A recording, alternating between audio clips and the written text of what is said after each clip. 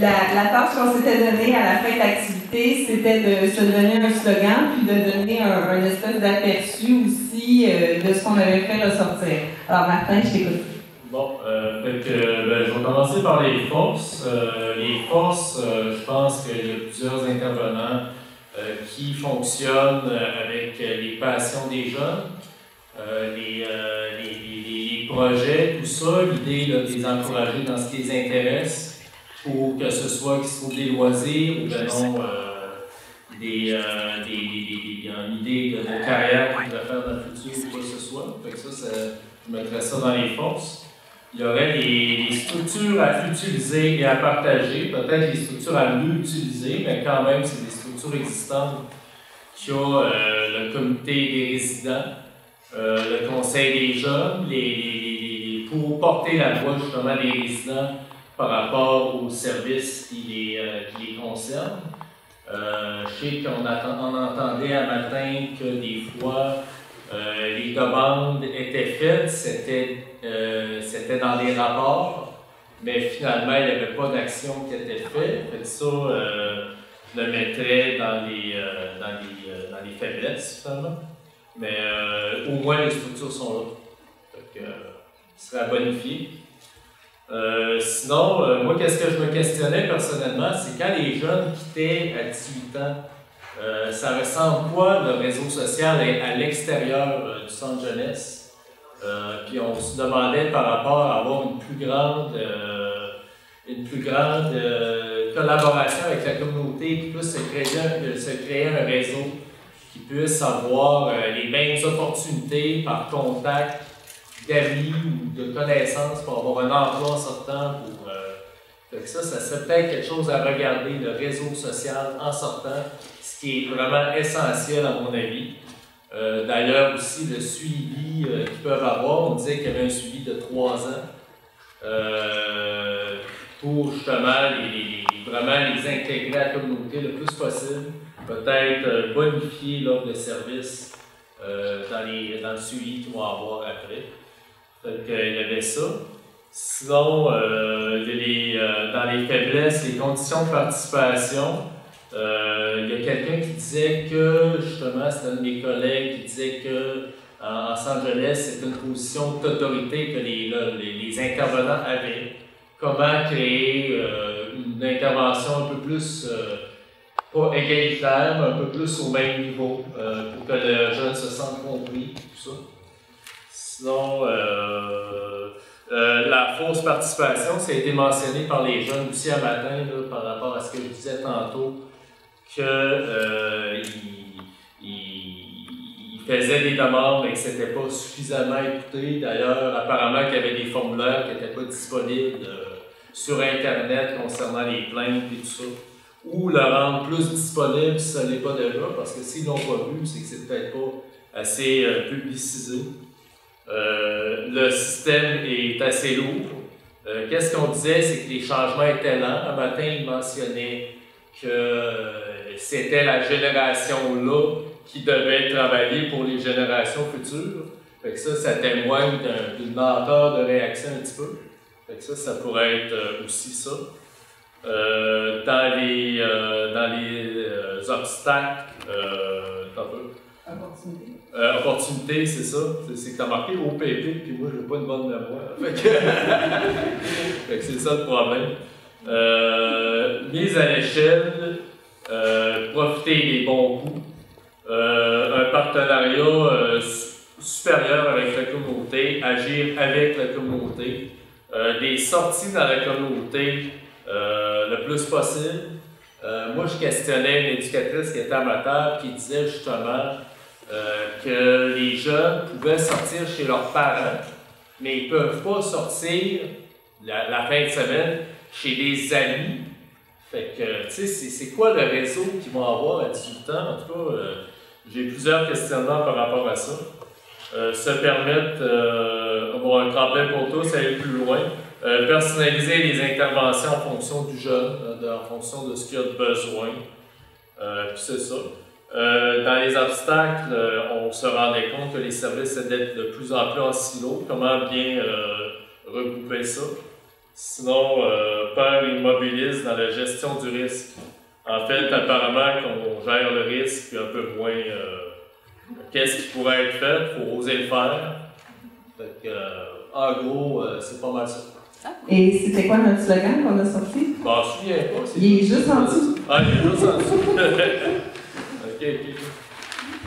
OK.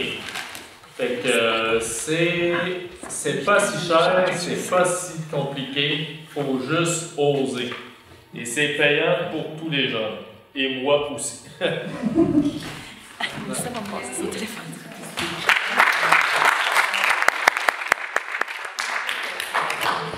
Alors, je vais être prête à entendre notre équipe qui se jette à l'eau maintenant.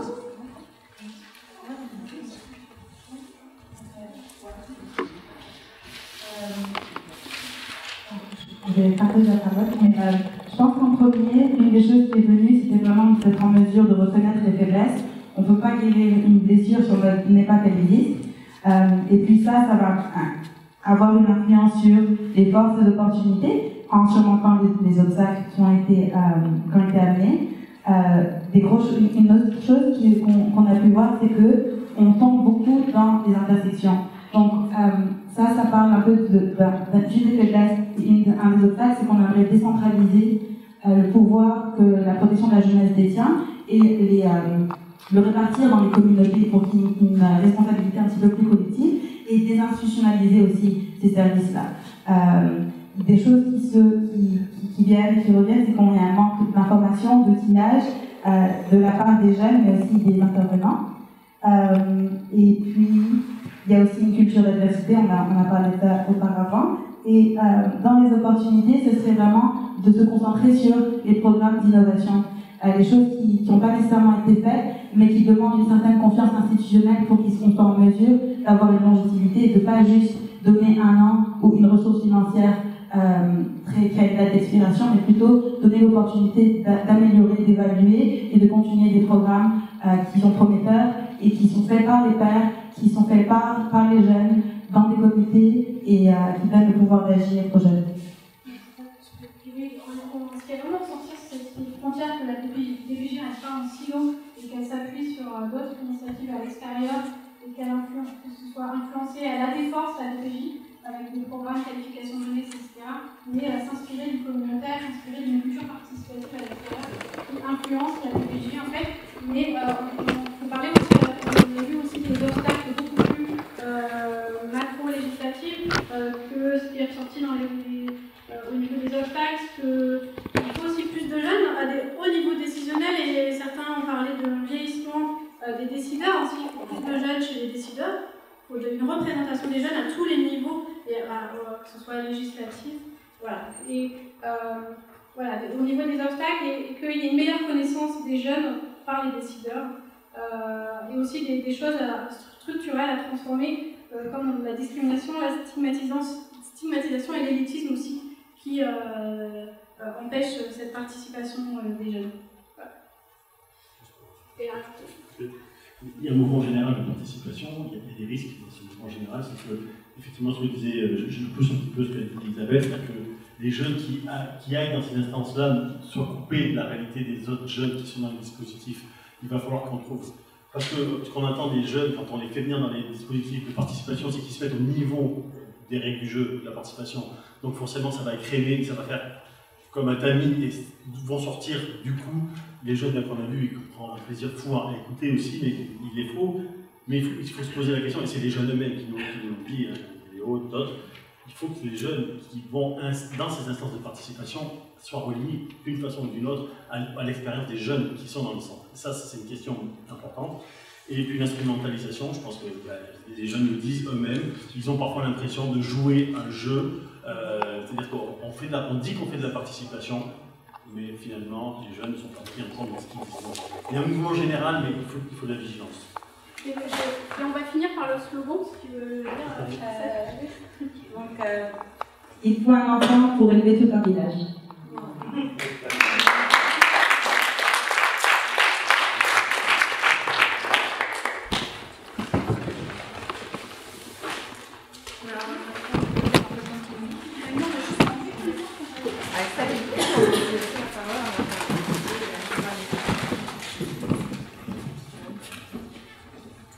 Donc, dans notre cas, en fait, il y a beaucoup de sujets qui c'était déjà nommé.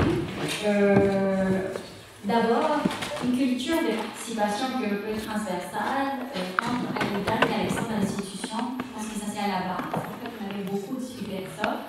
Puis aussi, cette idée que les jeunes, c'est pas seulement le parlement comme tel, mais c'est de vraiment croire à eux comme des acteurs de leur vie. Donc, de reconnaître les jeunes comme citoyens à part entière. Donc, d'abord, ça, c'était vraiment au cœur de l'institution. Puis, un peu dans le même sens aussi, en fait, de créer des dispositifs de participation qui sont adéquats, en fait, à leurs besoins, à leur réalité aussi, qui ne cherchent pas la normalisation, en fait, des jeunes. On a eu aussi tout un côté aussi très stratégique, donc des stratégies, par exemple, qu'ils ont vues plutôt pour attirer les gens, mais aussi pour maintenir l'engagement. Donc, on avait parlé de mentorat aussi, pas de mentorat seulement de jeunes avec des gens de la même âge, mais aussi de mentorat un peu intergénérationnel aussi, puis aussi la collaboration. Et même comme stratégie de diffusion et communication aussi, de s'ouvrir aux médias sociaux, en fait Facebook ou peu importe, mais vraiment de s'ouvrir aussi d'autres moyens de communication qui sont plus reliés à la réalité des jeunes. Ça, à niveau comme institution, je ne sais pas s'il y a des choses qui m'échappent, non? Donc voilà. Donc à niveau de faiblesse, en fait, on voyait beaucoup la barrière de langage, en fait, on manque de communication. Donc, jusqu'à quel point on a besoin d'une sorte de médiateur qui essaie quand même, ou qui nous aide à traduire un peu le langage, en fait, des intervenants, des chercheurs, peu importe, qui des fois ne peuvent pas vulgariser ou communiquer. Donc, il faut quand même faire des ponts pour se communiquer. À niveau organisationnel, bon, d'abord, les faits qui sont une structure hyper rigide. C'est ça, un peu, ce qui est sorti dans plusieurs de notre post-it, en fait. Il y a plein de contraintes, en fait, de la structure de l'organisation, donc la hiérarchie, les rôles professionnels, plein d'autres. La manque d'espace à la participation comme telle, même pour les intervenants, des fois, ils sont tellement chargés aussi dans leurs chiffres, les activités et tout, que c'est difficile aussi de se donner cette priorité. En fait, c'est comme des dernières priorités qui me manquent. Puis, la non-reconnaissance du savoir expérientiel des jeunes, donc ça, on trouvait aussi qui était au cœur, en fait. Donc, c'est aussi, pas seulement la culture de participation, mais aussi la reconnaissance de ce savoir un peu de façon transversale. Moi, c'est vraiment le fun. J'ai accepté de venir ici en me sentant timide et en disant « Ah, ben vous parlez, puis moi, je vais bonifier. » Mais je trouve que Rosita a traduit tellement bien ce qui est ressorti dans l'atelier. J'ai rien à rajouter.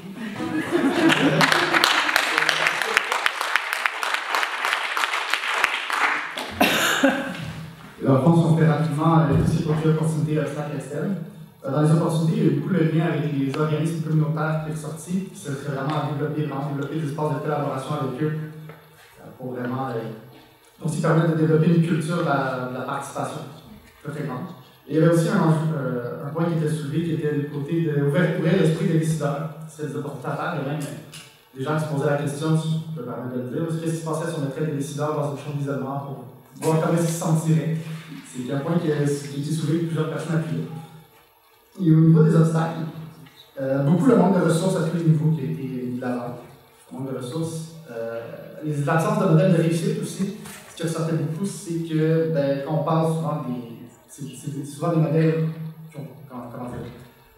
des modèles qui choquent beaucoup, mais si on prend par exemple le cas de la fille de Grandet malheureusement de quelques semaines, c'est vraiment des modèles qui portent l'attention, mais n'apportent pas beaucoup des cas de réussite. Vraiment, fait que ce serait bien de mettre de l'avant les cas de réussite pour justement surmonter cet obstacle-là. Et aussi vraiment faire attention à tout ce qui est au niveau de la désarticulation des différentes régions. Les besoins ne sont pas les mêmes dans différentes régions, il faudrait les prendre en considération pour pouvoir mieux faire le travail. Je modifie un peu par rapport à la triangulation. On avait parlé en fait de la décirculation un peu à plusieurs niveaux en fait. Donc comment c'est tellement fractionné, tellement ensilé un peu partout. Donc la collaboration était comme un cœur de ça. Parce que c'est important dans le slogan. On n'a pas eu de temps. Mais si je peux me permettre en tant que jeune du groupe, je dirais qu'on n'a pas éteindre toutes les lumières du monde, on n'éteindra jamais les étoiles.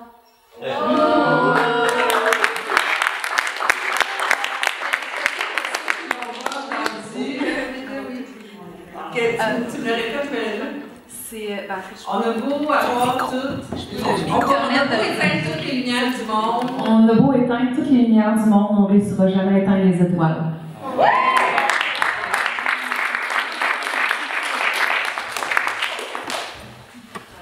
Donc, nous, notre équipe non plus n'a pas trouvé de slogan. Par contre, on a fait notre travail dehors au soleil. Donc, je pense que ça compense pour le monde de slogan. Aminata est ici donc, pour nous présenter, sans être un slogan, les idées principales qu'on a ressorties de l'atelier. En fait, l'une des grosses idées, c'est d'abord qu'il y a beaucoup de potentialités. Tant chez les travailleurs sociaux que chez les jeunes. Et donc ça, pour nous, c'est une force. C'est de pouvoir identifier ces potentialités. Il y a aussi la question de l'institution et de l'organisation de l'institution qui prévoit des temps d'échange et de discussion. Alors après, il y a un écart entre ce qui est prévu et la réalité, mais pour autant, la force, c'est que le cadre organisationnel prévoit ces temps-là, individuels ou collectifs. C'est aussi que c'est un cadre qui peut être rassurant pour des jeunes qui ont beaucoup été insécurisés. En tout cas, la vocation, elle est plutôt de rassurer le jeune à travers les modalités de fonctionnement de la structure. Ce qui était aussi une force, c'était que le centre de jeunesse pouvait... c'était aussi des lieux où il y avait un peu plus d'argent, que le communautaire notamment, et du coup, qui avait peut-être des choses et des possibles à ce niveau-là.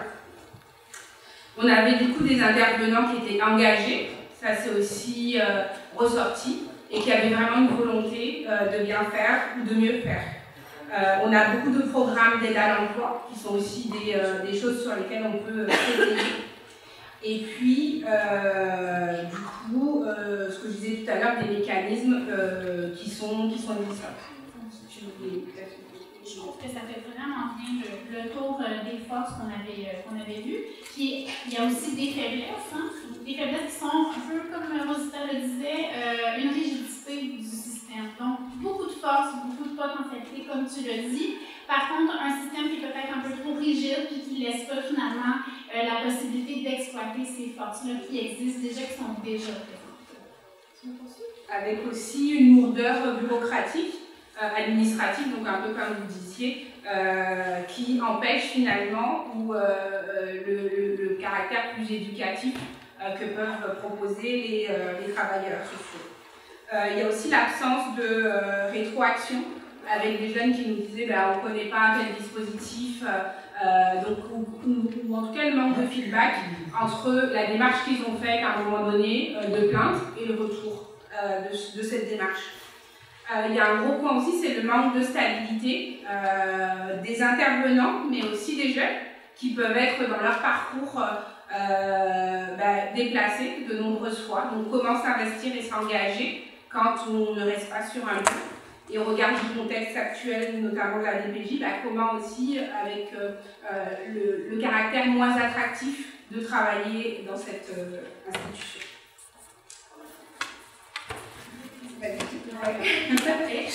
Au niveau des opportunités et des obstacles, en fait, on a sorti des opportunités et des obstacles, mais moi, ce que je remarque ici, c'est un peu une analyse de ce qui est ressorti, c'est que les obstacles ne sont pas nécessairement l'inverse des opportunités, c'est pas nécessairement des éléments qui affectent les opportunités. Donc, j'ai l'impression que c'est un peu une question de perspective. Est-ce qu'on décide de regarder tous ces obstacles, comme peut-être on est en train de le faire dans le système en ce moment, ou plutôt on se tourne vers des opportunités à l'extérieur qui existent déjà? Est-ce que tu peux peut-être nous donner quelques exemples d'opportunités qu'on avait ressorties?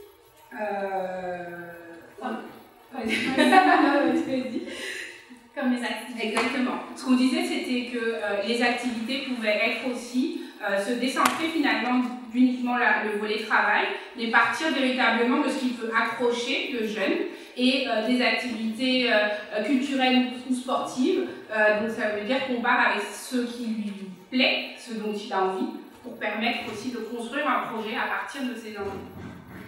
Donc ça, on avait un slogan à faire, c'est beaucoup de force, une structure un peu rigide, énormément d'opportunités sur lesquelles on devrait se concentrer, puis peut-être oublier un petit peu les obstacles.